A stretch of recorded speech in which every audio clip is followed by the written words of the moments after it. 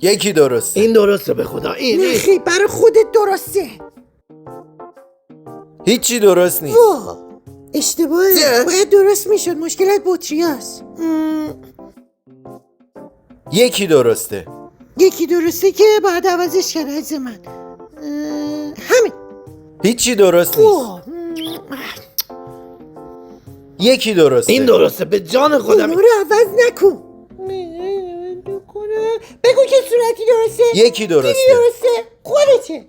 بابا اون یه دونه اینه. نه رنگ بندی این دوتا درسته. اینا رو بلش کن. ببینه چقدر به هم میان. اینا درسته. مگه میشه؟ چند تا درسته؟ یکی. مگه نگفتم دست به اینا نزن. نگو تو رو خود.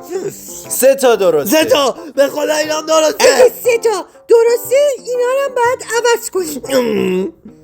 هیچی درست نیست. میگم این کارو بردار میخواد جایزه نده. این بابا مشکلم من مالی. به عقل خودم مطمئنم. حالا نمیدونم تو خودم. ولی چیزی که من میدونم اینه که این دوتا رنگشون به هم میاد. کجاست؟ اصلا این دوتا باید اینجا باشن. اینا رو تکون نده. یکی به درسته. جون یه دونه بچه هم این درسته. میگم صورتی و نارنجی به هم میان.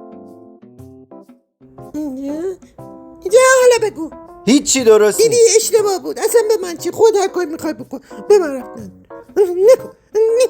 من بکنم؟ این دوتا باشی تو انجام بده. ولی چه؟ چیزی که من میگم رو انجام بده. واسه این دوتا تکونه.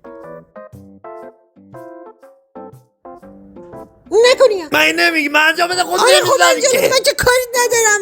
اینا خود نمیزنی بزن اون من که بر. گفتم انجام بده. من هیچ کاری ندارم. هر چی خواستی بکن. بگو 3 تا درسته. دیدی تا اینجاش درست بود. بابا اینا باشه دست آخری نزن. بار بهت میگم دست به نارنجی نزن. بگو ببینم. یکی درسته. نه اصلا نوشابه سبز داریم مگه؟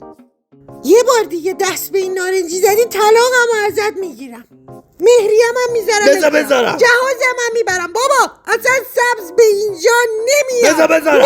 نه اگه آبیو بذاری اینجا همه چی منفجر میشه. پولمون هم نمیدن. اینجوری چی؟ حتی یه پولی هم الان بزن. میذارم. گذاشتم. همش درسته. دیدی